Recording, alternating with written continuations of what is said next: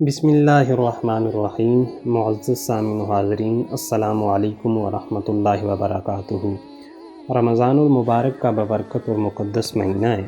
اس مہینے کے جہاں بہت زیادہ خصائص ہیں، بہت بڑے بڑے واقعات اس مہینے کے اندر رونما پذیر ہوئے، ان میں سے ایک واقعہ جس کو اسلامی تاریخ میں ہمیشہ سنہری حروف سے لکھا جائے گا اور یاد رکھا جائے گا، وہ ہے غزوہ بدر کا معرکہ۔ اب اس معرکے کو بپا کرنے میں ایک سردار کا بہت زیادہ ہاتھ تھا، جس کو دنیا ابو جہل کے نام سے جانتی ہے، کیونکہ ابو سفیان کا جو قافلہ تھا وہ تو آلریڈی بچتے بچاتے مکہ مکرمہ پہنچ چکا تھا۔ اب بہت زیادہ لوگ وہ واپس بھی ہو چکے تھے کہ ہمارا قافلہ جو تجارتی تھا وہ محفوظ ہو گیا ہے، لیکن ابو جہل نے لوگوں کو اتنا بھڑکایا کہ وہ لوگ بالآخر حضور پاک صلی اللہ علیہ وآلہ وسلم کے ساتھ اور صحابہ کے ساتھ لڑنے کے لیے، مرنے مارنے کے لیے بدر کے مقام کے اوپر پہنچ آئے تھے۔ اب یہ ابو جہل کس دردناک موت سے مارا گیا اور کس طرح صحابہ کرام نے اسے واصل جہنم کیا، یہ ایک نہایت ہی مشہور و معروف واقعہ ہے جو مشکوٰۃ شریف کے اندر بھی موجود ہے۔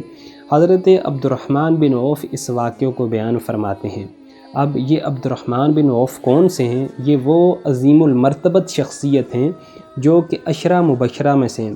رسول اللہ صلی اللہ علیہ وآلہ وسلم نے ان کو دنیا میں ہی جنت کی بشارت دی تھی، اور اس کے علاوہ دوسرا ان کا اعزاز یہ ہے کہ یہ صاحب ہجرتین ہیں، یعنی انہوں نے 2 ہجرتیں فرمائیں۔ پہلی ہجرت آپ نے مکہ سے حبشہ کی طرف فرمائی، اور دوسری ہجرت آپ نے مکہ سے مدینہ منورہ کی طرف فرمائی۔ اب اس کے علاوہ یہ رسول اللہ صلی اللہ علیہ وآلہ وسلم کے ساتھ تمام غزوات میں شریک رہے۔ غزوہ تبوک کے موقع پر رسول اللہ صلی اللہ علیہ وآلہ وسلم نے فجر کی 1 رکعت حضرت عبد الرحمن بن عوف کے پیچھے ادا فرمائی تھی، اور غزوہ احد کے موقع پہ 20 سے زائد زخم ان کو لگے، جن کی وجہ سے ان کا 1 پاؤں بیکار ہو گیا تھا۔ 72 سال کی عمر انہوں نے پائی، اور سن 32 ہجری میں ان کی وفات ہوئی اور مدینہ منورہ کے اندر یہ مدفون ہوئے۔ یہ فرماتے ہیں کہ میں بدر کے دن صف میں کھڑا تھا، یعنی جب مجاہدین کی صفیں بنائیں گی تو فرماتے ہیں وہ اپنا حال، اپنا واقعہ بیان فرما رہے ہیں کہ میں صف کے اندر کھڑا تھا، اور اسی دوران جب میں نے اپنے دائیں اور بائیں نگاہ دوڑائی تو میں نے کیا دیکھا کہ میں 2 کم سن نوعمر نوجوانوں کے درمیان کھڑا ہوں۔ فرماتے ہیں میرے دل میں یہ تمنا پیدا ہوئی، کاش کہ میں ان کم سن بچوں کے ساتھ کھڑا ہونے کے بجائے 2 بہادر نوجوانوں کے ساتھ کھڑا ہوتا، کیونکہ جنگ میں جو سائیڈ والے فوجی یا سپاہی ہوا کرتے تھے اس زمانے میں، اور آج بھی ان سے مدد حاصل کی جاتی تھی، ایک دوسرے کا وہ دفاع کرتے تھے جب دشمن حملہ کرتا تھا۔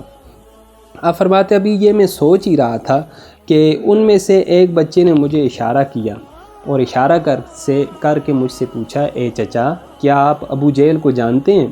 اب کیونکہ یہ جو 2 کم سن نوجوان صحابہ کرام تھے یہ انصار تھے اور مدینہ منورہ کے رہنے والے تھے، اور جو مہاجر تھے وہ ظاہر سی بات ہے وہ ہجرت کر کے مکہ سے آئے تھے۔ اب ان کو تو پتہ تھا کہ ابو جہل حضور پاک صلی اللہ علیہ وآلہ وسلم اور صحابہ کا کتنا بڑا دشمن ہے، تو یہ جو انصار تھے یہ بائی فیس جو ہے ابو جہل کو نہیں پہچانتے تھے۔ اب جب ان میں سے ایک نے مجھ سے پوچھا تو میں نے پوچھا، اے بچے، اے میرے بھتیجے، تمہارا ابو جہل سے کیا کام ہے؟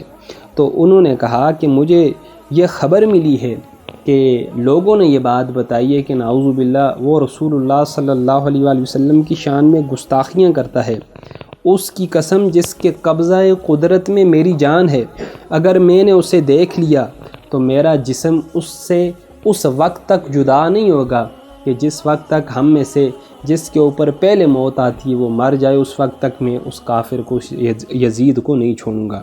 کیوں کہ قسم کھائی یہ دونوں نے کریں گے قتل ناری کو، قسم کھائی یہ دونوں نے کریں گے قتل ناری کو، سنا ہے گالیاں دیتا ہے وہ محبوب باری کو۔ اللہ اکبر۔ نوعمر صحابہ ہیں، انصار ہیں، لیکن ان کا جذبہ دیکھیں، ناموس رسالت کے اوپر کٹ مرنے کی اور رسول اللہ صلی اللہ علیہ وآلہ وسلم کی ذات کے ساتھ محبت اور وارفتگی کا عالم دیکھیں کہ اپنے سے بڑی چٹان کے ساتھ ٹکرانے کے لیے آپ میدان کے اندر موجود ہیں۔ فرماتے ہیں میں نے ان پر تعجب کیا تو اسی دوران جو دوسرا چھوٹا میرے ساتھ کھڑا تھا اس نے بھی مجھ سے یہی سوال کیا۔ اچانک جب میں نے سامنے کفار کے لشکر کی طرف دیکھا تو کیا دیکھتا ہوں کہ ابو جہل جو ہے اپنے لشکر کے درمیان چکر لگا رہا ہے اور اپنی جو صف ہیں ان کو درست کر رہا ہے۔ تو میں نے کیا کہا، اے میرے بھتیجو، کہ جس کے بارے میں تم مجھ سے پوچھتے ہو کہ وہ شخص ابو جہل کون ہے، تو میں نے اشارہ کر کے کہا کہ وہ دیکھو جو شخص گھوڑے کے اوپر چکر لگا رہا ہے، صفیں درست کر رہا ہے، یہی ابو جہل ہے۔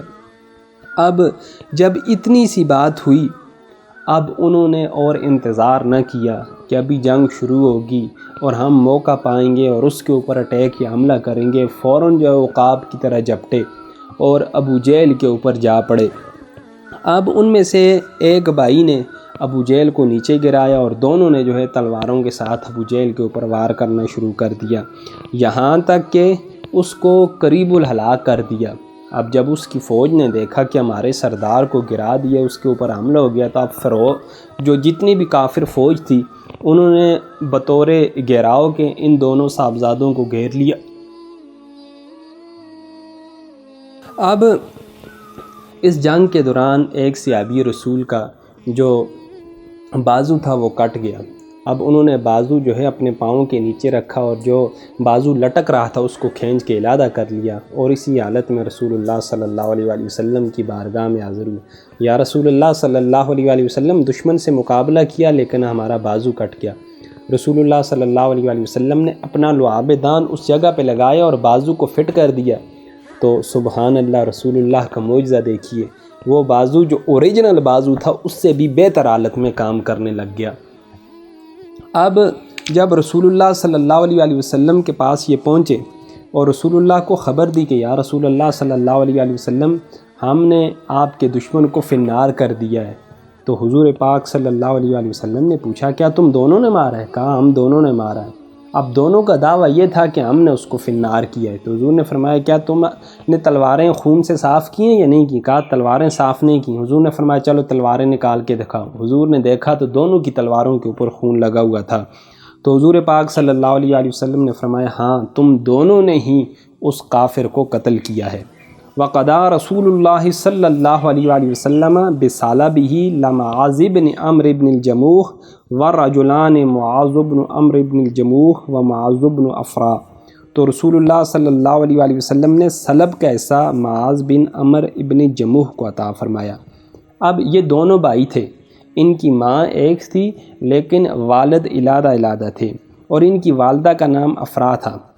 ان میں سے ایک کے خاوند کا نام عمر ابن جموح تھا اور دوسرے کے خاوند کا نام حارث تھا۔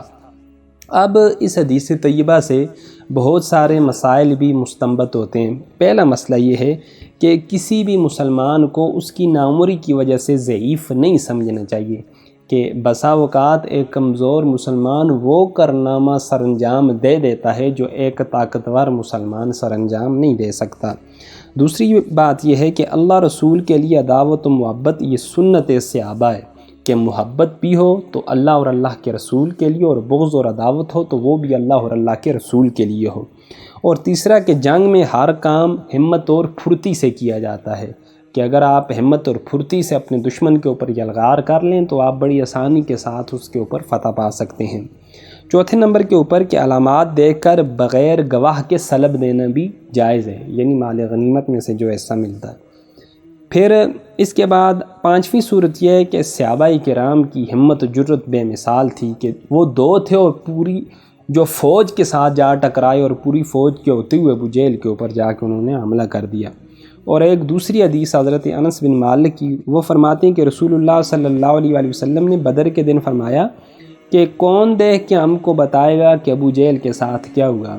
اب کیونکہ مشرک تو سارے بھاگ گئے تھے، بیچ میں سے کچھ زخمی رہ گئے تھے، کچھ مر گئے تھے، باقی سارے بھاگ گئے تھے۔ اب صورتحال یا سچویشن کلیئر نہیں تھی کہ کون کس کے ساتھ کیا ہوا ہے۔ تو ابن مسعود کہتے ہیں کہ میں نے کہا یا رسول اللہ صلی اللہ علیہ وآلہ وسلم، میں جاؤں گا اور جا کے آپ کو بتاؤں گا، خبر دوں گا کہ ابو جہل کے ساتھ کیا ہوگا۔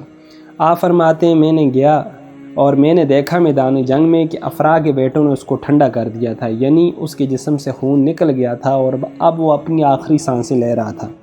فرماتے ہیں میں نے اس کی داڑھی پکڑ کر فرمایا کیا تو ہی ابو جہل ہے؟ کیا تو ہی ابو جہل ہے جو رسول اللہ صلی اللہ علیہ وسلم کے ساتھ عداوت کیا کرتا تھا، دشمنی کیا کرتا تھا؟ وہ بولا کیا تم مجھ سے اوپر والے کو بھی قتل کیا؟ اور ایک روایت ہے کہ بولا کاش مجھے کسان کے علاوہ کوئی اور قتل کرتا۔ اب کیونکہ مدینے کے لوگ یہ کھیتی باڑی کیا کرتے تھے اور کھیتی باڑی کرنے کی وجہ سے ابو جہل نے جو ہے ان کو عقیر جانا۔ اب یہ اس امت کا فرعون تھا، دیکھیں مرنے والا تھا، لیکن مرنے کے باوجود بھی وہ کیا کہہ رہا تھا؟ ایک بات اس نے یہ کہی کہ جب میرے سر کو تم نے کاٹنا ہے تو ذرا نیچے جڑ سے کاٹنا، تاکہ جب سر رکھا جائے تو ممتاز ہو جائے کہ یہ سر کسی عام شخص کا نہیں ہے، مکے کے سردار کا سر ہے۔ اور یہ ابو جہل جو فرعون سے بھی زیادہ متکبر تھا کہ فرعون تو ڈوبتے ہوئے کہہ رہا تھا آمنت بہ بنو اسرائیل، مگر یہ ڈوبتے ہوئے بھی مرتے ہوئے بھی شیخی بگاڑ رہا تھا کہ اس حالت میں بھی اس کو حیا نہیں آئی کہ یہ اللہ اور اللہ کے رسول کا کلمہ پڑھ لیتا۔ شاید اگر یہ کلمہ پڑھ لیتا تو اس کو بھی فائدہ ہو جاتا۔ اب علماء نے یہاں سے ایک اور مسئلہ بھی مستنبط کیا ہے کہ رسول اللہ صلی اللہ علیہ وسلم کو جب اس کے قتل کی اطلاع ملی تو حضور نے سجدہ شکر ادا کیا تھا۔ حالانکہ ایک اور دوسری روایت ہے کہ اپنے جانی مالی دشمن کے فوت ہونے پر خوشی منانا ممنوع ہے۔ تو اس کا جواب محدثین نے یہ دیا کہ اگر جانی یا مالی دشمن ہو تو اس کے مرنے کے اوپر تو خوشی منانا ممنوع ہے، لیکن اگر قومی آپ کا دشمن ہے، ملکی ہے یا دینی دشمن ہے تو اس کے مر جانے پر شکر کرنا یہ سنت انبیاء ہے۔ عاشوراء یعنی 10ویں محرم کا روزہ اس لیے سنت ہوا کہ اس دن فرعون غرق ہوا تھا۔ دینی دشمن کے مر جانے کی وجہ سے مخلوق خدا اس کے شر سے، فساد سے محفوظ ہو جاتی ہے۔ تو بہرحال اس طرح یہ فی النار ہوا، اور رمضان کے اس بابرکت مہینے میں اللہ نے مسلمانوں کو وہ فتح مبین عطا فرمائی کہ تا صبح قیامت جس کے ڈنکے بجتے رہیں گے۔ اللہ رب العزت کی بارگاہ میں دعا ہے اللہ پاک مسلمانوں کو دن دگنی رات چگنی ترقی نصیب فرمائے۔ وآخر دعوانا ان الحمد للہ رب العالمین۔